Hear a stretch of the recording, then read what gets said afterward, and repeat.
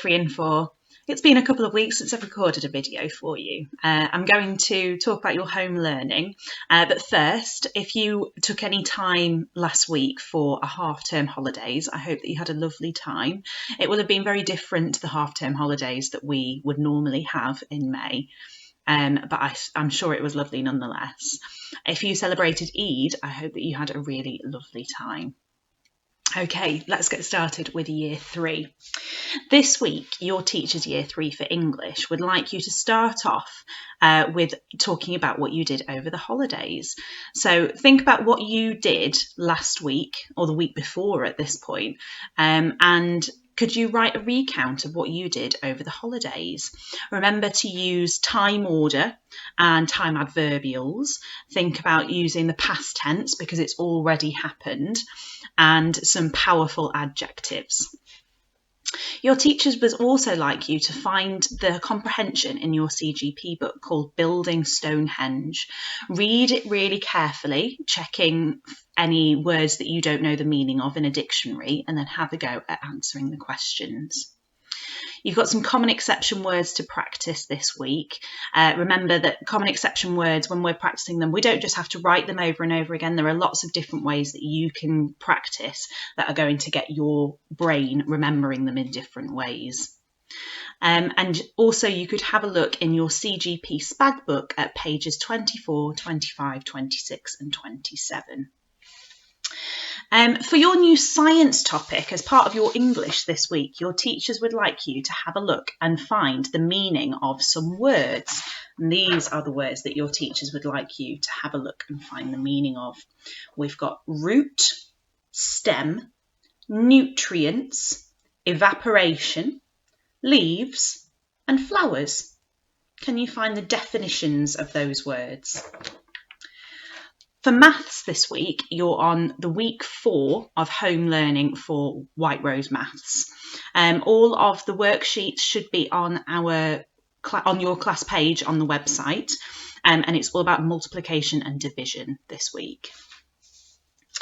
For your afternoon subjects, in RE, you're looking at symbols this week.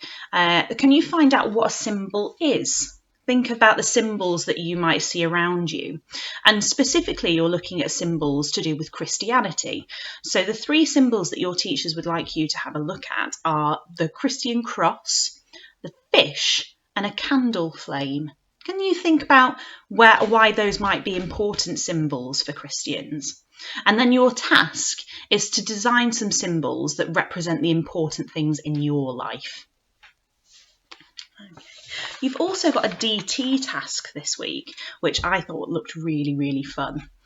That task is to use something from around your home that you've got lots of to build something. So it could be wooden blocks, it could be Lego, it could be cardboard boxes. See if you can build a tower and then knock it down. When you've knocked it down, see if you can evaluate how you built your tower and see if you can build a tower again, this time that is less likely to be knocked over. Okay, so Year 4, time for your activities this week. So in English this week, we've got a task for you as well that's very similar to one of the Year 3 tasks.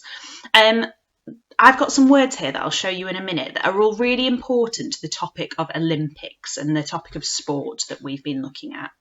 Using a dictionary or a search engine, could you make a glossary of these words and find the meaning of them?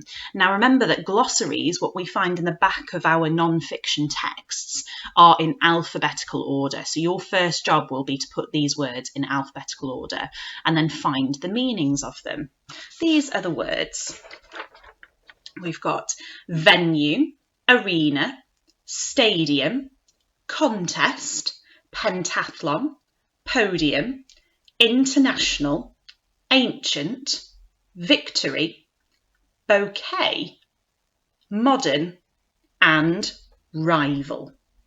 See if you can find the meanings of those words and put them into an alphabetical glossary.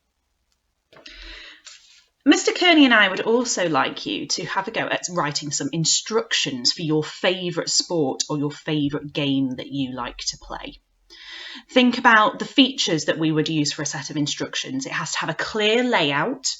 You need to use headings. So for example, you might want to use the headings equipment, or you will need, or how to play, or method.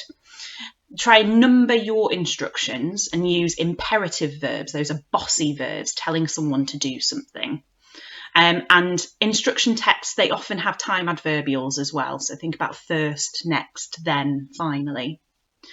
When you've done that, your next task on the next day, or whenever you have time to do it, is redrafting your instructions from the day before. So take some time to read through the instructions that you've written and check that the sentences make sense. Check for spelling mistakes. Remember to use a dictionary or a search engine if you're not sure how to spell a word. And then we've set a purple mash to do for you to have a go at, which is called game rules. And that's where you can practice your typing skills and redraft your instructions, editing any mistakes that you might have made. Your final English task is to design a new Olympic mascot. We've included a document in the email that we've sent home to your parents, which details what a mascot is. But basically, it's during the Olympics, the country who hosts that year designs a new mascot, which they believe will bring their team's luck. And it's often a cartoon character of some sort. So we'd like you to have a go at designing your own mascot for a country that you would like to host the Olympics. For maths this week, again, we're on week 4 of the home learning, and it's a bit of a recap of multiplying and dividing, and then some perimeter and area learning to have a go at. So that's week 4. For topic this week, I have made a video all about the differences between the ancient and the modern Olympics. So you can find that on our YouTube channel. So have a look and see if you can find that. And then there's a task to go with that at the end. In art, again, we would have had Mrs. Berry with us, who would have been focusing on drawing the human form. And this week, I thought it might be quite a nice idea for you to have a look at some gymnasts, some sports people who take part in the sport of gymnastics, because when they perform, they contort and move their body into lots of different shapes. So I would like you to find a picture of Simone Biles, who is one of the world's best gymnasts. She's from the USA. She contorts her body and moves her body into lots of different shapes. So it's a really good idea for you to have a look really closely at the way that her arms and her legs are positioned when she's jumping and when she's performing her different gymnastic leaps and bounds and rolls, and see if you can draw her in a different position. Okay. Everything year 3 and 4. Just before I go, I'd like you to do something special for me this week, and that's to have a think about the 5 things that you think makes you special, the 5 things that make you different from everyone else, and the 5 things that you are proud of. So you can count those off on your hand, 5 things that make you special and unique. Okay, that's everything. I'm sure I'll see some of you in school this week. And I'll speak to you later. Take care.